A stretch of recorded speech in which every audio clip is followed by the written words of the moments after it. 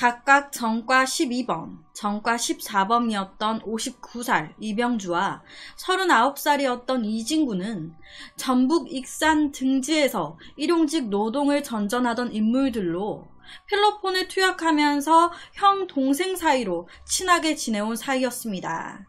그러니까 좀 문제가 있는 남자들끼리 친해진 거예요. 좋은 시너지가 있었겠습니까? 마약하고 그렇게 지내다가 자연스럽게 아이씨 먹고 살기도 힘든데 우리 쉽게 같이 한탕 할까? 범행을 모의하기 시작한 거예요.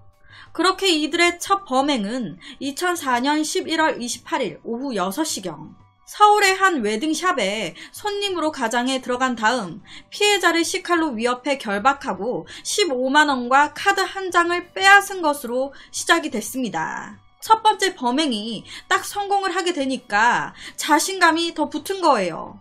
이에 이 둘은 압구정의 성형외과에 손님으로 가장에 들어가서 또 돈을 빼앗고 목동, 신정동, 광명시 등의 병원들까지 똑같은 방법으로 범행을 합니다. 개인 주택이 아닌 병원들을 이제 찾아 들어가서 이런 짓을 한 거예요. 이들은 2005년 2월 28일까지 무려 16차례에 걸쳐 600만원 상당을 털었습니다. 이렇게 자꾸 범행을 성공하니까 점점 이 둘은 대담해지기 시작해요. 2004년 12월 8일 오후 1시경 이진구와 이병주는 서울 송파구 석촌동의 한 아파트 인근 상가 건물 3층에 있었던 한 전당포를 범행 대상으로 삼습니다. 왜냐? 이 이진구가 이 전당포에서 몇 차례 거래를 한 적이 있었거든요. 내가 이 전당포를 잘 알고 있어. 그래서 범행 대상으로 삼은 거예요. 전당포의 내부는 외부인의 출입이 불가능했었기 때문에 이병주는 밖에서 망을 보고 있었고 안면이 있었던 이진구가 단독으로 전당포에 올라갔습니다. 그리고는 자연스럽게 당시 전당포 주인 57세였던 전 씨한테 사장님 저 할 얘기가 있으니까 문 좀 열어주세요. 자연스럽게 접근한 거예요.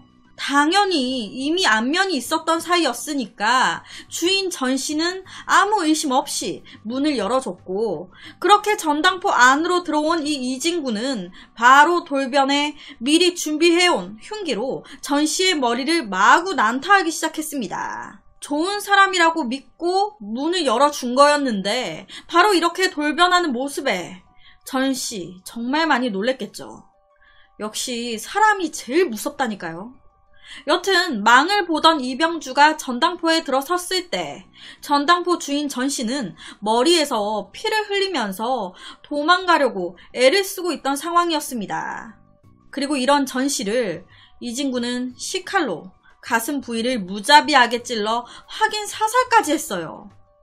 강도만을 저질렀던 이들이 더 대담해져서 살인까지 저지른 거죠. 이렇게 전 씨를 살해한 뒤 이병주는 그곳에 철문을 열고 나오다가 전당포 앞에 비디오방에서 근무하고 있었던 당시 23살의 신 씨를 복도에서 마주치게 됩니다. 이 비디오방과 전당포가 되게 가까이 있었어요. 그런데 이 전당포 안에서 살인사건이 일어났으니 그 비명소리에 흉기 내리치는 소리에 엄청 소란스러웠겠죠. 이상한 소리가 막 들리니까 이때 이 신씨가 나와봤던 거예요. 하지만 그게 이 신씨에게는 불행이었습니다. 이병주가 들고 있었던 피 묻은 칼을 본 이 신씨가 놀래서 살인이야! 라고 소리를 지르면서 도망을 친 거예요. 이 모습에 놀란 이병주가 뒤따라 간 겁니다. 그리고는 신씨의 멱살을 붙잡고 조용히 해 라고 위협을 했는데 이 상황 자체에 엄청난 흥분 상태가 돼버린 이 신씨. 이게 진정이 안 되는 거예요. 계속 저항을 한 겁니다. 이해 안 되겠다고 생각한 이병주, 신씨를 그대로 칼로 찔렀고 이병주 앞으로 쓰러진 신씨는 살려달라고 애원을 했어요. 하지만 이병주는 등 부위를 칼로 수차례 찔러 신씨까지 살해했습니다. 두 사람이나 죽인 거예요, 지금. 범행 후 경찰이 왔는지 확인하려 상가를 빠져나온 이진구와 이병주는 경찰이 오지 않았음을 확인하고 도망가기는커녕 다시 상가로 올라가 유유히 현금 10만원과 금고 안에 들어있었던 합계 1,500만원 상당의 금품을 쇼핑백에 집어넣고 숙소로 돌아와서 옷을 갈아입은 뒤에 택시를 타고 대전으로 내려갔습니다. 살인을 한 사람 치고는 엄청 뭔가 여유가 있죠. 그렇게 도망친 두 남자, 이 두 남자를 잡는 건 그렇게 어렵지 않았습니다. 왜냐? CCTV에 이 둘의 얼굴이 고스란히 찍혀 있었거든요. 그 얼굴을 토대로 몽타주가 만들어졌습니다. 이들은 경찰의 수사망도 피하기 위해서 핸드폰도 일절 사용하지 않았고 사창가 일대를 전전하면서 제각기 도피 생활을 이어갔습니다. 하지만 이들은 2인조 강도 범행을 하면서 정형외과를 턴 적이 있었는데 거기에서 수표를 가져갔던 거예요. 수표. 그런데 이 수표를 도주하면서 썼네? 경찰이 그 수표를 추적하면서 이진구는 2005년 3월 15일 오전 12시 30분경 대구 중구 향촌동의 한 여인숙 앞에서 검거가 됐습니다. 그런데 우리가 딱 생각했을 때 경찰에 잡힌 이 이진구 행색이 어땠을 것 같나요? 살인을 저지르고 도망자 신세였으니까 뭔가 후줄근한 차림이지 않았을까 싶기도 하고 수표도 썼다고 하고 돈도 많이 훔쳤으니까 뭔가 삐까뻔쩍하게 있지 않았을까 싶기도 하고 여러 가지 생각이 드는데 경찰이 체포할 때 이때 이진구의 행색은요. 후줄근한 도망자의 행색이 아닌 성형외과 의사에게서 빼앗은 선글라스와 바바리 코트를 쫙 빼입고 사업가로 보일 만큼 멋지게 차려입은 상태로 커다란 가방을 끌고 있었다고 해요. 되게 그러니까 좀 도망자 신세와는 거리가 멀게 약간 성공한 사업가 마냥 있었던 거죠. 그런 자신의 모습, 본인은 매우 만족스러웠겠죠? 이렇게 이진구가 잡혔습니다. 남은 한 명, 이병주. 그는 다음날 8시 30분경 대전 동구 중동 지하상가에서 붙잡혔습니다. 둘 다 검거 당시에 흉기와 독극물을 소지하고 있었어요. 독극물. 이들은 경찰서에 끌려와서 주눅 들기는커녕 오히려 더 큰 소리로 웃고 떠들고 농담을 주고받는 등 죄책감 전혀 보이지 않았습니다. 반성은커녕 아우 경찰 양반 내가 오늘 김치찌개가 너무 먹고 싶어. 저녁에 그 국밥 말고 김치찌개 좀 시켜줘요. 아무렇지도 않았대요. 요만큼 코딱지만한 죄책감도 없었던 거예요. 오히려 이 이진구는 와 경찰 정말 대단하네. 아무런 연고도 없는 대구에서 나를 어떻게 잡았어? 아우 경찰님들 정말 열일하십니다. 오히려 경찰을 칭찬했대요. 이 둘은 이 사건으로 사형을 구형받았습니다. 하지만 2005년 무기징역이 선고돼 확정됐어요. 이 두 사람이 벌인 살인은 이게 끝이었을까요? 죄책감이 하나도 없었어요. 이토록 죄책감이 없어지기까지 한두 명 죽였겠습니까? 그렇게 감옥에 들어간 이 두 남자, 2009년도에 진주교도소에서 복역 중이었던 이병주가 이진구한테 편지를 한 통 보냈는데 그 내용이 기가 막힌 거예요. 편지 내용이 야, 방이동 빌라에서 그때 부녀자를 죽였었잖아. 나 그 사람들 모습이 계속 떠올라 미치겠어. 우리가 죽인 사람이 다 알려지면 유영철, 강호순 이거는 게임도 안 돼.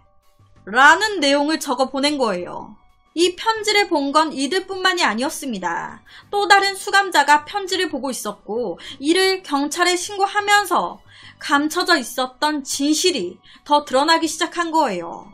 우선 이 이진구의 단독 범행부터 얘기하자면 원래 마약하던 남자예요. 마약. 1995년 7월 전북 익산에서 마약에 취한 상태로 차를 몰다가 신원 불상의 행인을 친 거예요. 그리고 나서 그 시신을 다른 장소에 유기한 겁니다. 그리고 나서 또다시 2년 뒤인 1997년 3월 11일 오전 6시 40분경 서울 서초동 디스코텍에서 여주인과 관리인 김씨를 죽였네. 자기가 했다고 자백했어요. 그리고 또다시 4년 뒤인 2001년 2월 25일 또 마약에 취한 상태에서 익산시의 한 서점 종업원이었던 20살 여성을 골방으로 끌고 가 결박해 성폭행한 뒤에 칼로 찔러서 살해한 사실도 밝혀졌습니다. 몇 명을 죽인 거예요, 지금. 이병주 또한 가관입니다. 2004년 8월 19일 새벽 3시 30분경 이 이병주 또한 그놈의 마약에 취한 상태에서 서울 강북구 미아동의 한 주택 계단에서 귀가 중이었던 21살 여성을 칼로 찌른 거예요. 그리고는 또다시 5분에서 10분 후에 600m 떨어진 주택가 골목에서 마주친 19살 소녀를 또다시 칼로 찔렀습니다. 범행 이유는 그냥 범행 동기 없어요. 묻지마 살인을 저지른 거예요. 다행히 이때 피해자들이 사망하진 않았어요. 하지만 중태에 빠졌다가 가까스로 목숨을 구했습니다. 이뿐만이 아니에요. 2달 뒤인 2004년 10월 8일 밤 11시경 인근 공원에서 또 그놈의 마약 필로폰을 투약한 이병주가 이진구의 집으로 찾아가던 중에 범죄 저질러야겠다. 서울 송파구 방이동의 빌라에 가스 검침원을 가장해 들어간 거예요. 한 주택가, 한 집으로. 그 집에는 당시 56세의 여성과 그 여성의 친구 둘만 있던 상태였는데 이병주는 부엌에서 가스 밸브를 만지는 등 가스 점검을 하는 행세를 하면서 피해자들을 안심시킨 다음 갑자기 날 길이 23cm의 부엌칼을 들고 강도로 돌변해 피해자들을 위협하면서 안방으로 끌고 간 다음에 현금 10만원과 신용카드 6장을 빼앗았습니다. 이어 피해자들이 경찰에 신고할 것을 우려해 집주인 이씨의 가슴 및 등 부위를 10차례, 10차례 찌르고 친구였던 김씨의 가슴 부위도 8차례나 찔러가지고 죽였습니다. 이 새끼들이. 살해 후에 피해자들의 손에 있었던 반지와 장롱에 있었던 현금 40만원까지 훔쳐서 빌라를 빠져나온 거예요. 이 새끼가. 이게 끝이냐? 또 있습니다. 많아요. 이 둘은 수없이 많은 강도 사건과 살인 미수 사건, 살인 사건까지 다 저질렀어요. 그렇게 무기수 상태였던 이들은 다시 새로운 살인 사건들이 밝혀지면서 법정에 서게 되었는데 2012년 이때 이미 이진구는 간암으로 죽은 상태였습니다. 어떻게 죗값을 못 무는 상태가 된 거예요. 간암으로 죽어버렸어. 그러다 보니 이병주가 단독으로 벌인 사건들에 대해서만 재판이 이루어졌어요. 이 두 남자의 범행 살인 수법이나 목격자들이 본 범인의 인상착의 등을 토대로 봤을 때 과거의 유명한 미제 사건인 저도 다룬 적이 있었던 바로 옆에 1998년 일어난 사바이 단란주점 살인사건과 2000년 익산 어양동 주부 살인사건의 유력한 용의자로 거론되고 있기도 하다고 해요. 이 사건 또한 이 두 명의 범행이지 않았을까. 프로파일러 분석에 따르면 이들은 비계획적이고 즉흥적이고 충동성이 강한 범죄자로 보인다는데 이 밑에 사건 또한 제가 다룬 적이 있습니다. 사바이라고만 쳐도 바로 나올 거예요. 현재 이진구는 사망했고요. 이병주만이 무기징역을 선고받고 감옥에 수감 중이라고 합니다. 참 정말 답이 없는 것 같습니다. 무려 이들의 손에 죄 없는 시민이 9명이나 넘게 사망했어요. 사망한 것 이외에 피해자들은 더 많습니다. 이런 남자가 세상에 다시 나온다고 생각했을 때 정말 무섭고 끔찍한 것 같습니다. 제가 오늘 말씀드린 것 이외에 이 두 사람이 저지른 범죄는 더 많아요. 살인사건 위주로 간략하게 설명을 드린 건데 강도건까지 하면 더 어마어마합니다. 그래서 오늘은 정말 악마도 포기한 2인조 연쇄살인마에 대한 이야기를 가지고 왔습니다.